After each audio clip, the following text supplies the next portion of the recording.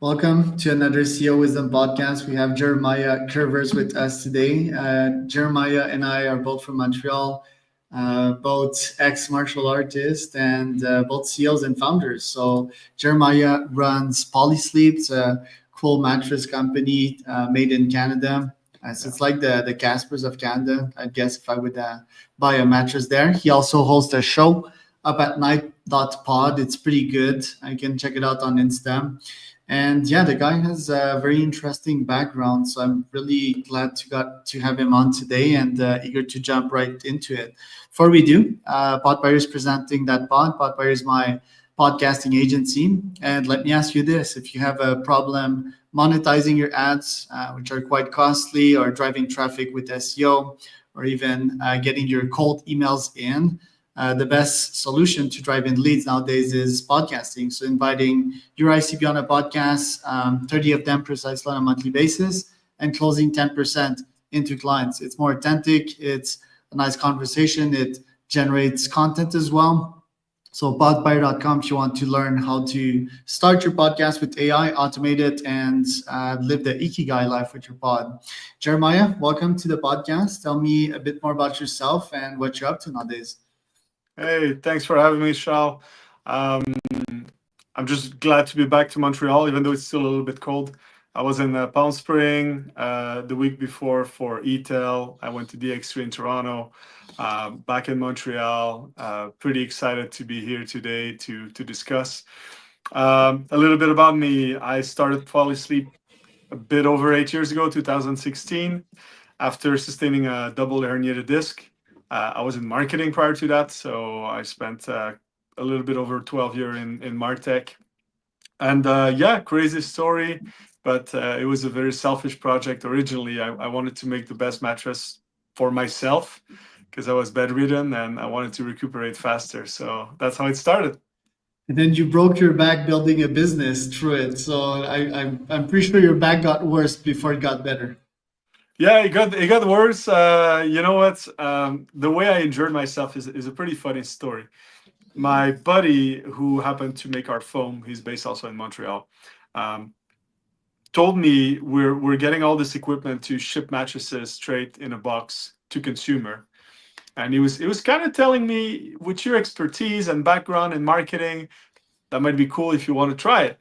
And at that point, I was like, mattresses? Like, really? I don't know anything about this. Not that interested, in my opinion.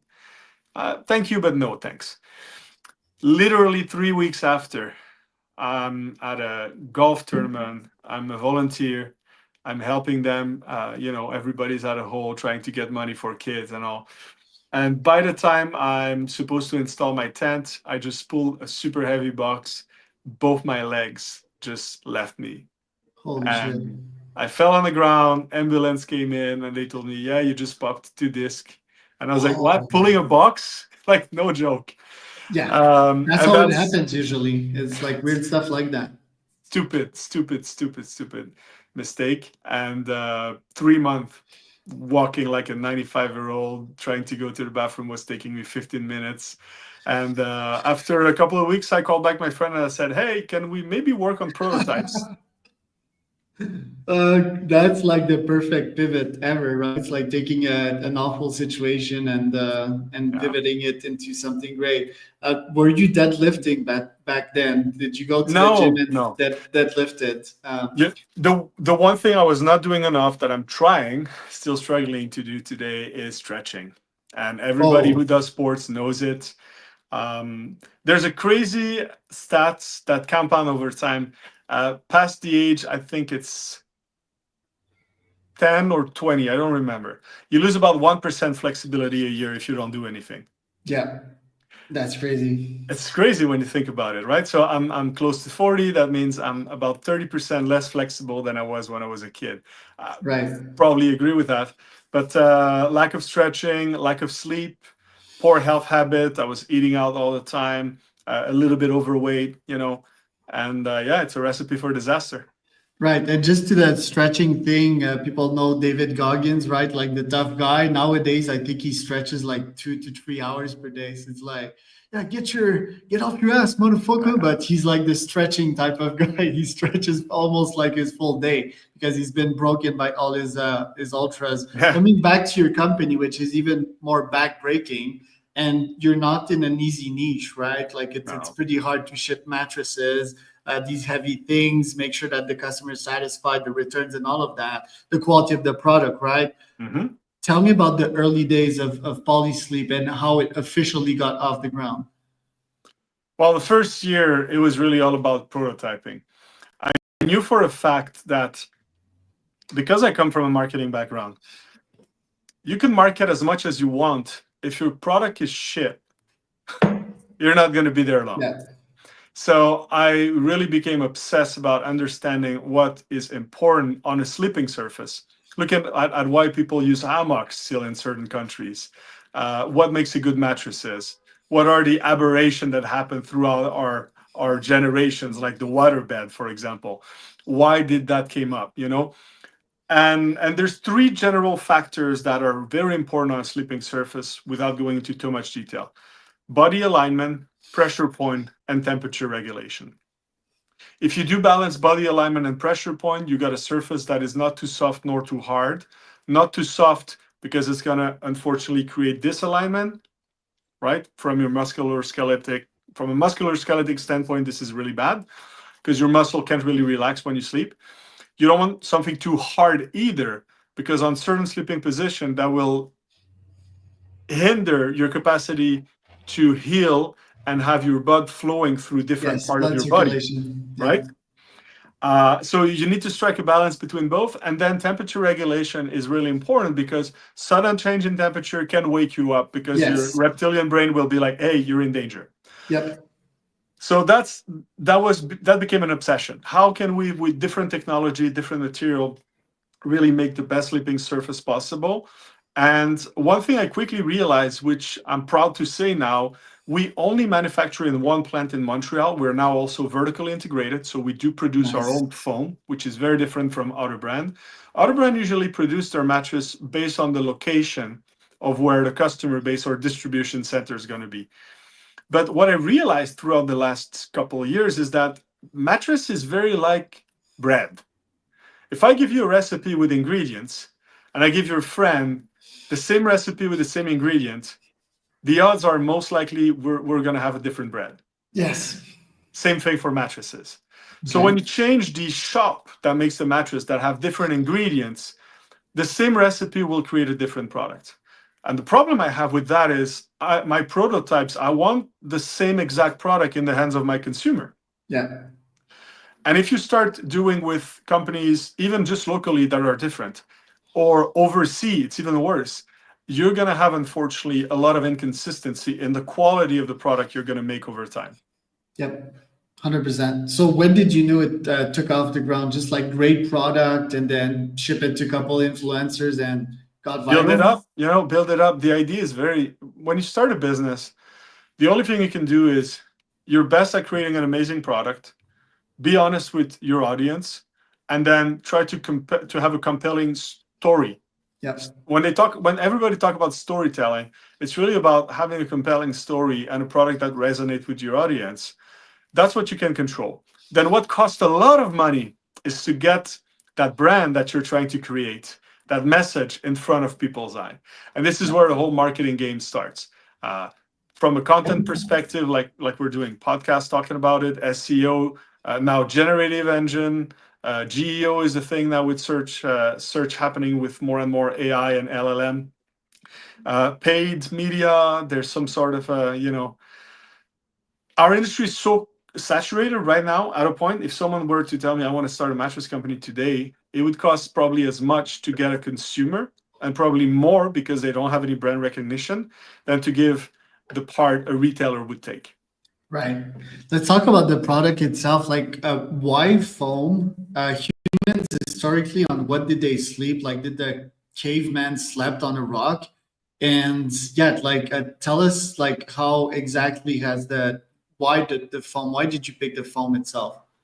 So there's the material itself. There's multiple reasons. If I go back historically, cavemen were changing their surface based on the habitat. One thing they were trying to always look for is security. So often it would be a cave, it would be something that provides shelter, shelter from elements, shelter from temperature changes, etc. Then, depending on preferences, people would use leaves or would use, some kind of something to soften the surface. And one thing they realize in certain countries also where there's venomous, for example, snakes or spider or dangerous animal, is that sleeping elevated also provide more security. Yeah. Fast forward that for a very long period, in hot temperature, hot climates, hammock are still one of the preferred ways to have a nap or sleep a little bit. Yep. So it's always a matter of the sleeping habits and the sleeping hygiene that gravitates towards the sleeping surface that matter more. Why I chose foam over hybrid technology that have like springs and things like that? Well, it's very simple. This is where there's been the most innovation throughout the year. A spring is still a spring, right? It's metal, coiled, and that's what they put. Rather you have 500 or 5,000 in a mattress. The only difference it will make is the capacity for the spring to do micro adjustment. Foam, what's amazing when well made, especially open cell foam, is you got millions of these cells. When you apply pressure on it, that will collapse, put the air bubble out, and really fine tune its shape to your body. That's why I preferred foam. The second reason I preferred foam, it's a denser material. So over time, people tend to think, oh, a foam mattress will collapse faster than a traditional spring mattress. Good quality foam will do the opposite. Because when you think of it, you're not sleeping on the spring directly. You're sleeping on a foam surface too. But there's compression from the bottom and from your body, which collapses the cell even more and faster. So that's why I went with foam. There's also other reason. The type of foam we use is very different from what our other competitor are using. For example, we have the same bariatric and medical grade foam that have an ISO certification, which is antimicrobial. The construction of the mattress itself, if you look into it on our website, you'll see it's very different. So all that combined, in my opinion, makes our mattress superior than others. And like I said, the consistency of the foam, which is the basic ingredient.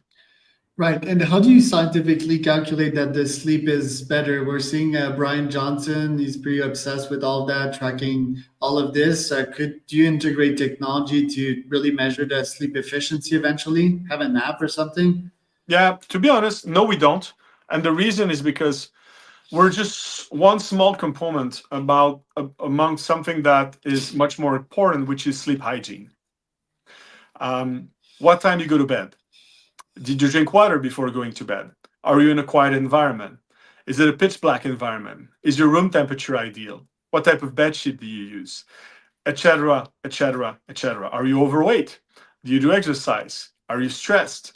So all that falls under sleep hygiene. So what we did, for example, is scientific tests. We work with Dr. Cheryl Galloy. We work with University of Montreal recently with the Rempart of Quebec, the hockey team. And we did a full extensive studies financed by PolySleep to see the impact of better components, so pillows in our case, and mattresses, as well as a change in sleep habits, such as when you're playing games outside of Quebec City, they have a curfew as to when they have to stop using their phone for blue light exposition. And we've seen noticeable difference. So I don't think it's the responsibility of a mattress to provide someone with a scoring. I think smartwatches and rings like Oura does a much better job at that.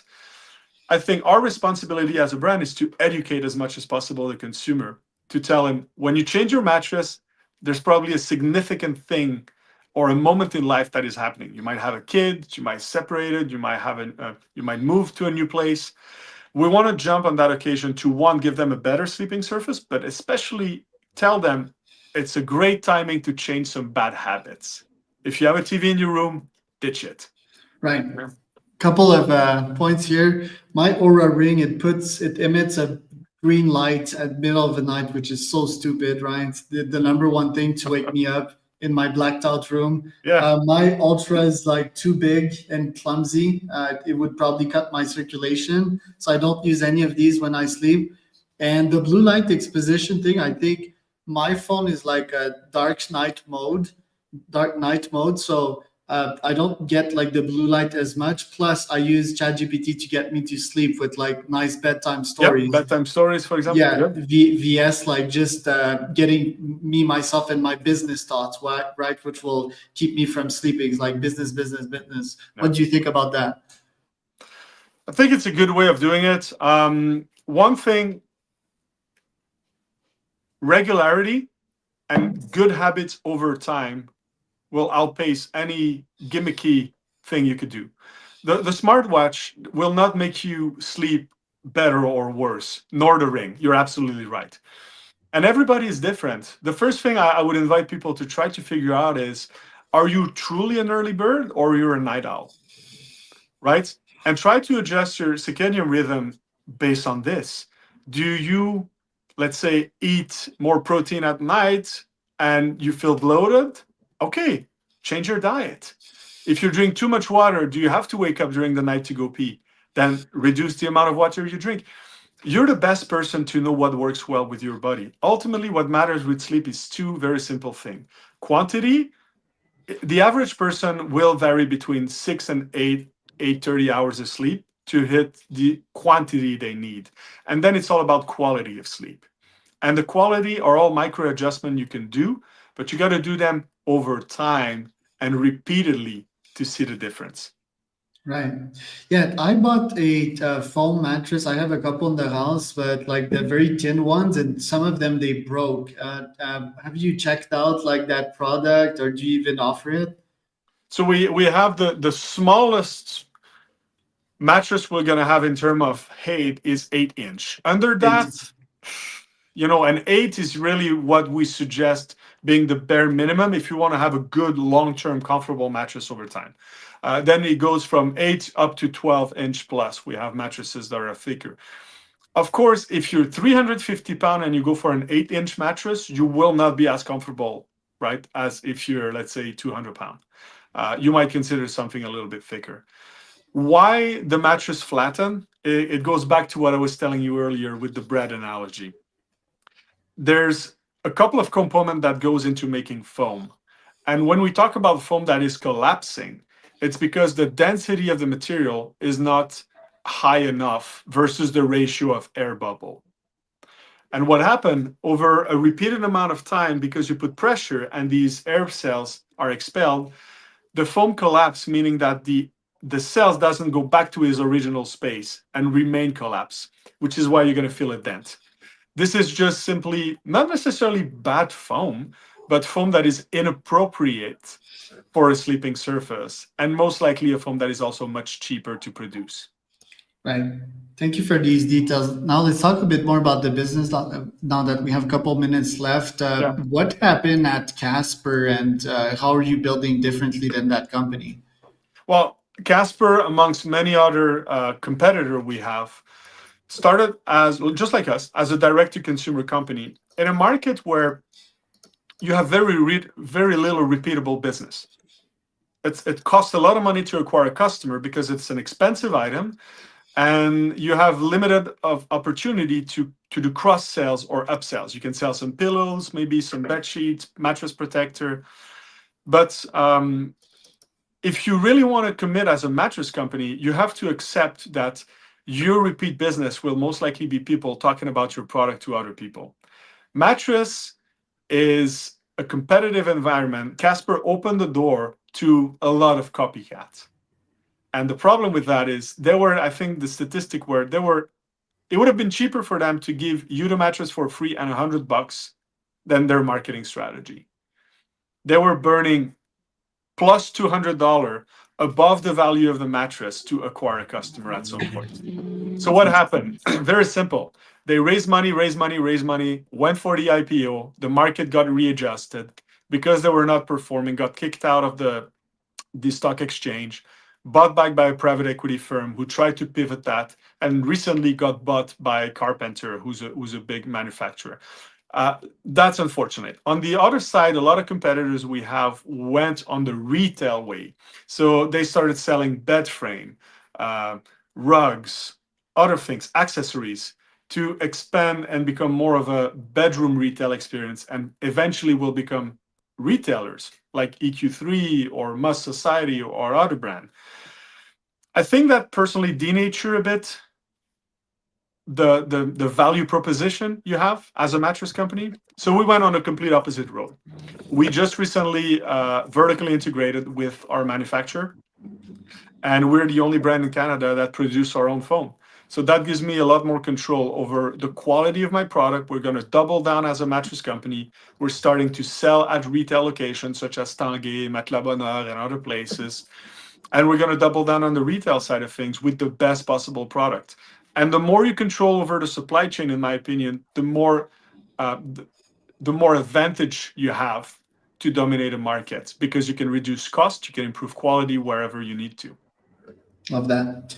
Last but not least, let's briefly talk about your podcast. I listened to one episode or bits and bites of it, and it was pretty good with the CEO of Eye of the Tiger Management, something like that. Yeah. Yeah, it's like vulnerable stories, authentic stories about what it takes to build a business. What's your thesis behind that one? What do you want to accomplish? So I have two podcasts. One called The Wake Up Call, and Okay. people can look at it if they're interested about sleep, really like hardcore sleep, sleeping habit, hygiene, and all that. It's made by the PolySleep Studio.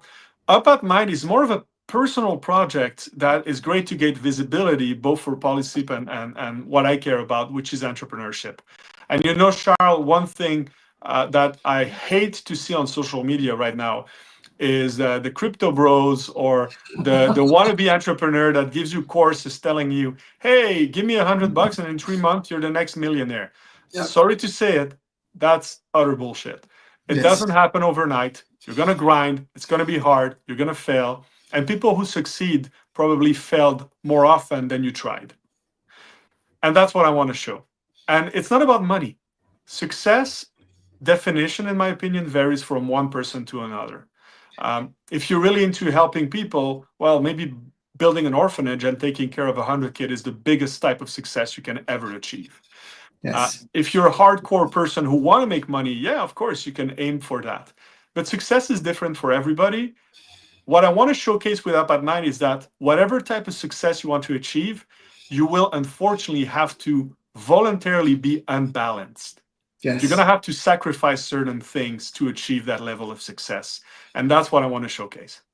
I love that. And just want to add that even once you reach success, a lot of people, they change themselves and their value, and they Mm. shut down their consciousness while they were bringing themselves to the top, and they literally forgot or are lying about how they got there, which makes it incredibly difficult to get the real true data of how to make it to the top nowadays. So yeah, hopefully maybe I can be on that one, share I would love lessons. that. I Yeah. don't think I lost my consciousness along the way and remember the tough stories. Even nowadays, right? It never fucking ends. There's always a challenge. There's always a fire burning. You were really good today, Jeremiah. Thank you for coming on. Where can people find out more about you? Well, obviously, the two podcasts are called Up at Night. If you look Up at Night, Jeremiah Curvers, that's going to show up. And the Wake Up Call. Obviously, if you're in the market for a mattress or a sleeping product, go check PolySleep.ca if you're in Canada, PolySleep.com if you're in the US. And if you're a retailer, signature.polysleep.com is our latest edition. And of course, LinkedIn is probably the best way to reach out to me. I'm also pretty active on any social media platform. That was Jeremiah Curvers and Charles Cormier